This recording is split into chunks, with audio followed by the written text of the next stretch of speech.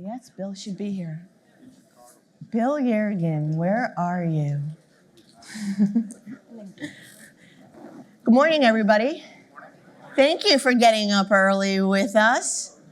Great to see everybody. I know they were all going to filter in. I know yesterday was a long day. I'm here with Mary Valine, who is the director of IBEX, and we're really, really happy to see all of you. It's such an amazing marine community, and we've been planning for 2 years to bring this to you, so I'm really, really pleased. So 2.5 hours. We have 5 35-minute sessions. You've got some of the best visionary leaders in the industry that are going to get on stage. We are not going to have a lot of time for questions because it is so short each session. The speakers will be out in the sensory lounge after each session, so I would say catch them in the lounge. And if you really have a pressing question, you can email me at michelle.goldsmith@Firecrown, and it's Michelle with 1 L, and I will get your question directly to the speaker. So I would like to say thank you to IBEX for partnering with us on this event. There were a million little details that we hope that you don't notice that they were a million little details.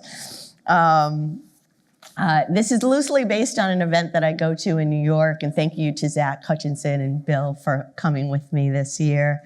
So our intention today is to inspire you, that you learn something new, and that you walk away with practical information that you can bring back to your companies and your brands. There's also a Post-it wall or a Post-it note wall that's outside. So if you have aha moments, if there's something you want to tell us about the program, there are markers, there's Post-it notes, just tell us there. And speaking of opinions, at the end of the program, at the end of round 2, you will see a QR code come up at the end of the video. Please scan it. That is a quick multi-choice survey for you to take. Your feedback is invaluable as we build this event and as we plan future events. So it's also important that we thank all of our sponsors. So our title sponsor is celebrating their 100th anniversary, and that is Correct Craft. Our title sensory sponsor is Sharrow Marine, and we're grateful to them. And our other sponsors who you will meet because their leaders are on all of our panels is West Marine, Ray Marine, Garmin, Lippert, Winnebago Industries, Canberra, and Harman, who are actually out in the sensory lounge. So thank you to them. Thank you to all the exceptional leaders that are on stage. And I'm going to hand it off to Mary. Well, and she's covered everything. We're going to get right into it. But thank you so much to Michelle and her team, for all of you for being here, and for the incredible lineup of speakers who are giving us your time. We really appreciate it. So with that, we'd like to invite our keynote and our kickoff, Bill Yeargin, and here right onto the stage, talk about lessons from a CEO, impactful leadership. So we'll get it going, and then I will come up afterwards and help you decide where you'd like to go after this. There will be 2 rooms running side by side. Mary will tell you what's in each room. Yeah, after this first session. So thank you. Good morning, everyone. They didn't tell me about this in middle school speech class. This is far more people than they had my note cards with. But my music teacher in 3rd grade, Mrs. Reardon, sent a note home one evening to my dad, and it said, Gary has a wonderful voice and is a good musician, but he's got a big mouth. So hopefully I won't screw it up, because I have a lot of respect for our guest, Bill Yeargin, the president and CEO of Correct Craft. Let me tell you a little bit about Bill. Bill's a thought leader, and I've enjoyed working with him for 4 years now at Soundings Trade Only. He does a column for us every month, and every time we get one, I'm excited to read it because there are some really good insights in there that you wouldn't normally think about. He's a board member, global traveler, 110 countries, he tells me, innovator and cultural evangelist. He's authored 6 books, including Education of the CEO and Faith Lead.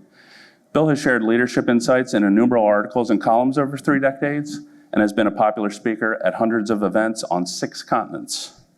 His company is a 100-year-old company with global operations. Correct Craft's subsidiaries include multiple boat brands, engines, water sport parts, and entities devoted solely to vertical integration and innovation. The company has manufacturing facilities across the US and distributes to approximately 70 countries. Ladies and gentlemen, please help me welcome Mr. Bill Yeargin to Mix 2025.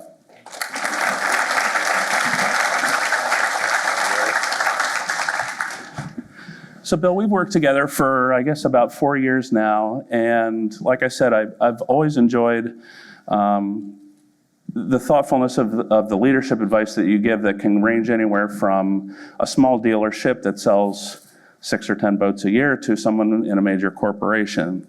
I'm going to do an easy question first. What would you tell somebody who doesn't know anything about Correct and its brands? We're a recreational marine holding company. We've got 48 entities within Correct Craft, not all operating entities. And I believe we have some of the top brands in the industry. We have several boat brands, but we're also vertically integrated. We have 2 engine companies. We have a wiring harness company. We have a telematics company, tooling and milling company. So we're broad ranged across the industry and very focused on outstanding product and great customer service. Nice. I was surprised to see, I think some people here might not know that Correct Craft owns a water sports park. They might not know that you guys have a consumer-focused app called Osmosis. Can you talk about how across all of your brands that range anything from wake sport boats to center consoles, how does that help with vertical integration, having all these different entities? As many entities as we can control in the customer experience and the supply chain, the better from our perspective. And we've done a number of acquisitions from our engine companies or wiring harness companies. As you said, we have a telematics company that provides telematics to our product. Probably the company that people are most surprised of is the water sports park. We have a water sports park in Orlando. It's called Orlando Water Sports Complex. And I don't think you know this, Gary, but as a gift for being here today, if you want to go, you can go as our guest. Just let me know, reach out to us. And anybody that's here today can go as our guest. Bring your kids, grandkids. We'd love for you to go. It's in Orlando, and it's a blast. I love going out there on Saturday morning and wakeboarding, and we've got an aqua park. We've got a boat there, and it's just a real fun experience. But I've spoken to many people over the years who have come into the water park and ended up buying a boat because they had a great experience and they had a fun time, and our team did a really good job taking care of them. And so, in fact, I ran into one guy that claimed he's bought like 9 boats, 9 of our Nautique brand, and he said it started out like 15 years ago. They were at Disney, and they were at Disney for 7 days, and they just wanted to get away for a day. And so they came to the water sports park and loved wakeboarding and ended up buying a bunch of boats. So we tried to, as many places in the supply chain and the customer experience as possible. If we can be part of that, it helps us provide better customer product and experiences. So it sounds like the water sports park is, I hate to use the word gateway drug, but that's a way to get to get your customers interested in your product. So as far as connecting people and giving them those experiences to encourage them to get into the boating lifestyle, it sounds like it's a really great tool for that. Yes, it is. And we've learned as an industry that the single best way to develop boat buyers is to have them have a great experience at a young age. And people that buy boats in their 30s, 40s, and 50s are people that as a kid or as a young adult had a great experience on the water. And so we're trying to do that. And we're trying to give people great experiences so that they're interested in expanding that, maybe getting into a boat of their own. Do you have any, obviously you've got a huge mix of different boat types. I think you guys are best known for, water sports boats. With some of the new acquisitions that you made, do you have any, there's not a water sports park for center console boats or, things. Do you have any sort of programs that you use to encourage getting into other brands of that sort? We have a lot of events, with fishing events or events to bring kids out, bass fishing, or we have a number of different events, but it's sort of hard to create a water sports park, for offshore fishing or bass fishing or wildlife fishing. But we do all we can to try to have events to encourage, kids and young people to get involved. So Correct Craft is a very healthy company today, but when you got there, I kind of was thinking about it the other night, and it's almost like when Steve Jobs came back to Apple. I think Correct Craft, correct me if I'm wrong, was in pretty deep trouble when you got there. And I was hoping you could talk a little bit about the recovery and some of the steps that you took to kind of right the ship. I'm happy to do that, but before I do that, I think it's really important to know that I can tell the story, and I get to tell the story as CEO, but it was a team effort. I feel like of our nearly 2,000 employees, I'm like the least qualified person. I'm the least talented person on our team. So, but when I got there in 2006, I was the 5th CEO in 5 years. And the company was transitioning from family management to professional management, and it wasn't going good. Just a lot of change. And really the issue wasn't with the CEOs, because there were some good folks in that group. The issue was with governance and ownership. And just a lot of family fighting and just a lot of challenges at the ownership level. So when I got there, the company had just moved into a new facility. The guy who'd run production for 30 years had just had a heart attack and died.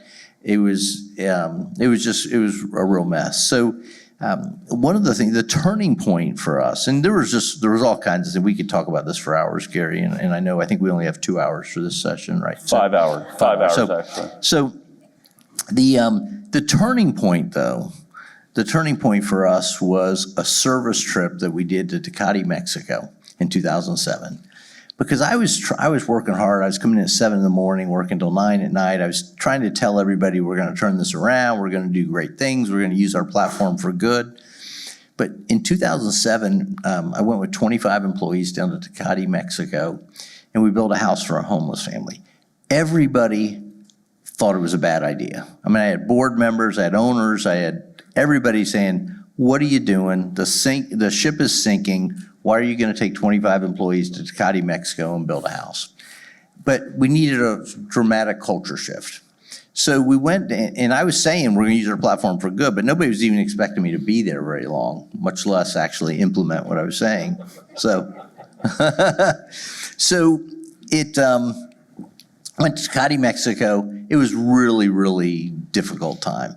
It was Mexico in July. I don't know what I was thinking, but the temperature every day was about 110 degrees. We're sleeping basically on the desert floor. We're taking showers by taking lake water, pouring it over, soaping up, taking lake water, rinsing off. You don't want to know about the bathroom situation. The house we were building was over like the city sewage collection area, so it was tough to breathe. So it was a really challenging few days to build a house. But we did it. We gave the keys to the family. It was a family of 5 that we'd gotten to know while we were there. This is a homeless family, and they were living on the streets. Gave the keys. And when I say a house, it wasn't much bigger than this stage, but it was 3 rooms, and the family thought we'd given them a mansion. So we got back to San Diego, and this was a very difficult few days. Got back to San Diego, and the 25 of us were sitting in the room, and I asked everybody, I said, "Hey, tell me about your experience. What did you think about these last few days?" And Gary, they said things like, "That was the best few days of my life."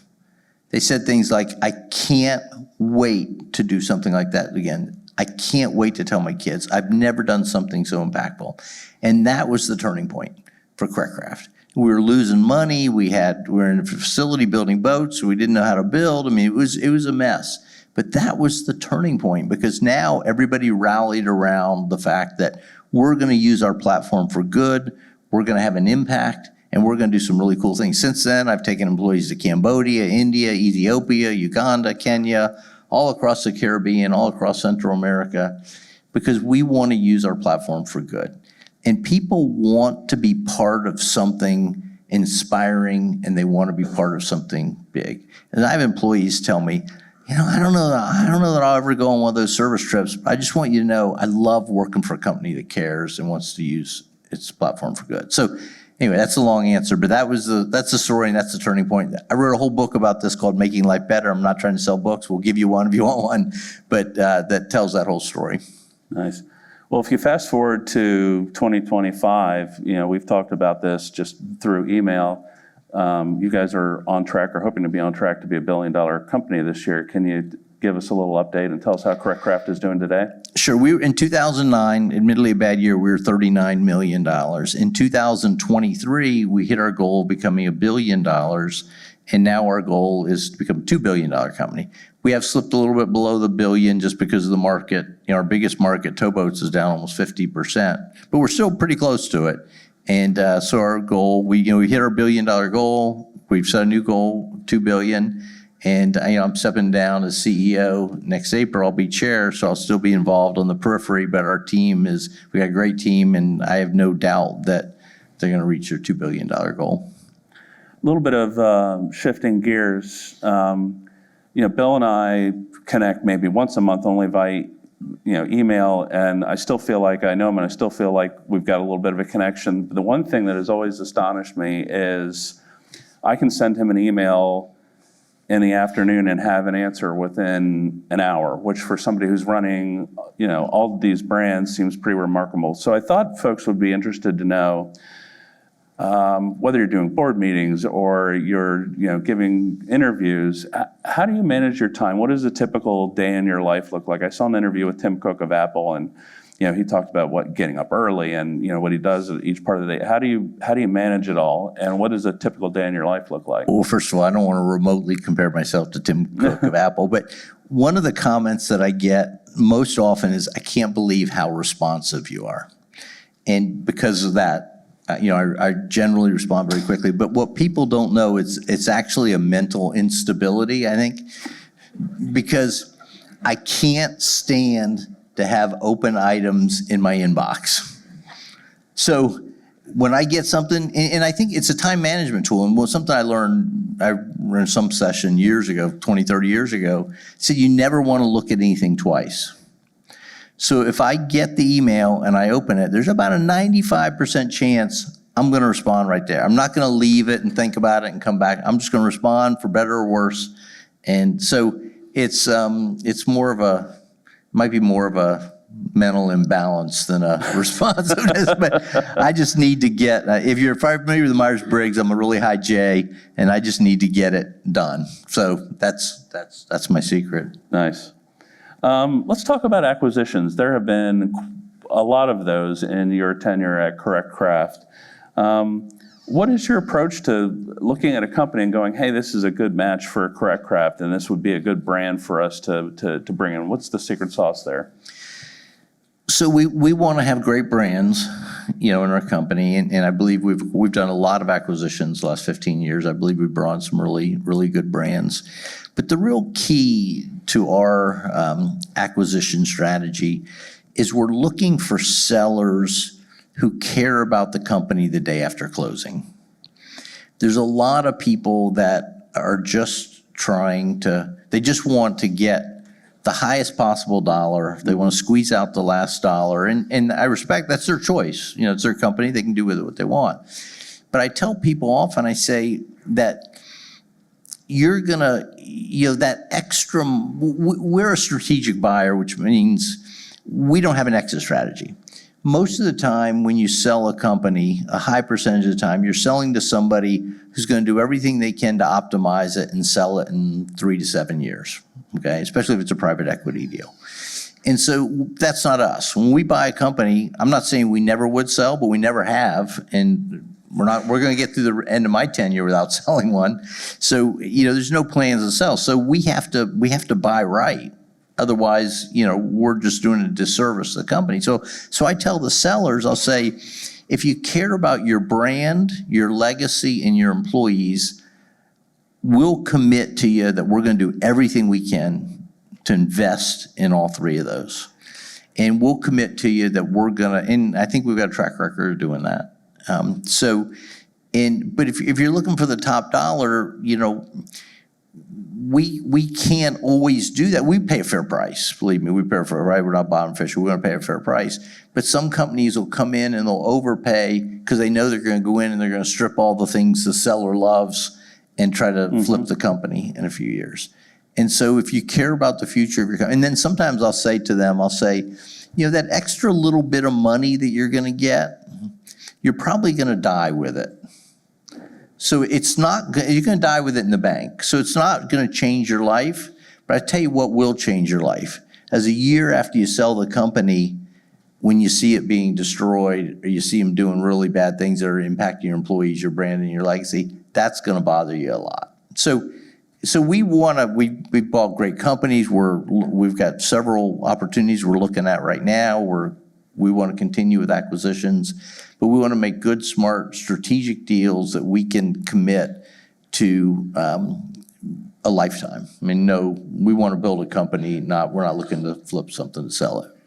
Interesting. One thing I wanted to ask you about, I've only had to do this twice in my career, and I don't have thousands of people working for me, is discovering, I think you used the term who, not how. And, sometimes you've got a member on your team that might be a wonderful person and actually might be a really hard worker, but they're not a good fit for the company. How do you go about making that decision and then with grace telling the person, hey, this just isn't working out? Because I think that would be valuable to a lot of leaders here if they have because I think some people probably just don't do it for the fear of having to actually make that decision. How do you tackle that? It's super hard. You start with the mindset of what we call who, not how. That's not an original term. There's actually a book written by that name. If you like to read, I recommend it. Really, really good book, Who, Not How. And then you hire, really, really good people. My job as CEOs is to provide clarity on our mission, our vision, our why, our strategic plan, and our annual plan, our budget. If I can provide clarity on those 5 things and hire good people, my job gets really easy. But sometimes you make mistakes. The biggest mistake, Gary, that I've made consistently over my career, and I'm hoping to get to the end here without doing it again, is I have overvalued competency and not given enough value to character and chemistry. And so when we hire, we're looking for competency, character, and chemistry. So what I'll do is if I got a problem, I'll find somebody that can fix the problem. I'll think, wow, we need them on the team, and we'll hire them. I would never hire somebody who I knew had bad character or bad chemistry, but I can get captured by the competency, and by becoming captured by the competency, not pay enough attention to those, and then I end up needing to let them go, which is painful, really painful. Very painful. Because if you don't have the right character and right character and chemistry, you're not going to work with our team. But there's a great book by Henry Cloud called Necessary Endings. And again, if you like to read other book recommendation, you don't get me started on book recommendations because I can go for 2 hours just on that. But Henry Cloud wrote a book called Necessary Endings, and he talked about the importance of being willing to make a necessary ending. There's certain times when you just have to make a change for the good of the organization. And because of our values, sometimes people will say to me, they'll say, well, how could you let Sam go? I thought you cared about people. And we do care about people, and I do care about Sam, but I also care about the other 2,000. And if we tolerate Sam, who's an underperformer, then we're caring about him, but we're not caring about everybody else. It's either got to pull the load or it's getting impacted by his underperformance. So it's really tough. I usually wait too long, but I'm always willing to do it when I have to, and make that necessary ending. That's all good advice. One thing I wanted to talk about is, one of Correct Craft's kind of sayings is building boats to the glory of God. I've read that frequently from you. And can you talk about what that actually means to the company and to the people that work with you? So our founder, W.C. Maloon, 100 years ago this year, 1925, started our company with the missions of building boats to the glory of God. He's a man of strong faith. And we've kept that for 100 years. We're not a church, we're not a cult, but the values that flow out of that in terms of integrity and how we treat people are still very important to us. You don't have to be any particular faith or any faith to work with us. We don't ask people what their faith is. That's not something that we discuss, but those values are still important to us. W.C. Maloon's mission of building boats to the glory of God are still important to us. I'm a person of faith, so certainly I can embrace that. But we also, there's no nobody's uncomfortable in the company. There's there's nobody that we don't put any kind of pressure for anybody to do anything, but that is, W.C. Maloon founded the company with that, and we continue to embrace it. So I would assume that somebody that, an employee that might work for your company that may not be a person of faith can feel comfortable in the principles, not necessarily the faith end of that. Is that right? 100%. And I've had people similar with the service trip. I've had many people over the years as I visit our facilities around the country that have come up to me and said something along the lines of, I don't really understand the whole, I'm not a person of faith, but I want you to know that I love the fact that you care about us and you care about our communities and that we're using our platform for good. But faith isn't a requirement in any way Yeah. to work at Correct. I hate to keep drawing attention back to Steve Jobs, but one thing he always talked about is, his most important job was finding people that are talented and keeping them at the company doing the best work of their lives. And that always resonated with me. How do you do that at Correct Craft? Clarity, trying to provide clarity about those 5 things that I mentioned before, trying to affirm behavior in the right direction. I'm very, very fortunate. Several of them are here. I see Zach, Thomas, Angela is one that's not here. Our Correct Craft executive team, they've all been with us at least 10 years. The people that work closest to me have been there a long time. Mm-hmm. And I'm very, very, very thankful for that. But we try to provide a lot of clarity around what's important to us. And we want to inspire people. We do dozens of projects a year in our local communities and build houses for Habitat for Humanity and we just took 100 employees to Little Mountain, South Carolina and worked with a group there that's got a facility for special needs kids. And so we want to use our platform for good. And one of the things that I say often our team hears me talk about is the concept of choose impact. A lot of people go into their careers and they're chasing rewards. They want more money. They want a bigger bonus. They want nicer car, better vacation. There's nothing the matter with any of those things. But if that's your mindset, if you go into your career with your mindset that you're chasing rewards, you get on what's called the hedonic treadmill. And it just wears you out and you end up with broken relationships and never being satisfied. If you go into your career and you're chasing impact, you end up having a big impact on your company, the people around you, your communities. But this is the really cool part. If you're chasing impact, you still get the rewards that the rewards-focused person is chasing. And the reason is that people want impact-focused individuals on their team. So you don't lose out on the rewards, but it's not your focus. Mm-hmm. So listen, I don't want to hold myself up as an example for anything, but I can tell you that my career, I've been very impact-focused.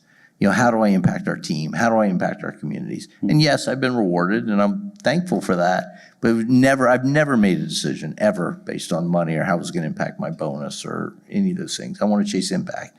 And when you do that, the rewards take care of themselves. But it's a mindset. If you can make that flip in your mind, it's such a game changer because you get off that hedonic treadmill and you're really feeling good about what you're doing. So I think I'll wrap things up here. I got an email or press release from you or one of your people a couple months ago, and it said that you were planning to retire in 2026. And the first thing that came to my mind was, yeah, right. A lot of people have said that. Tell us what you think your, I know you're still going to be on the board and advising and doing things like that, but what's your vision for, going into retirement and the things you'd like to do?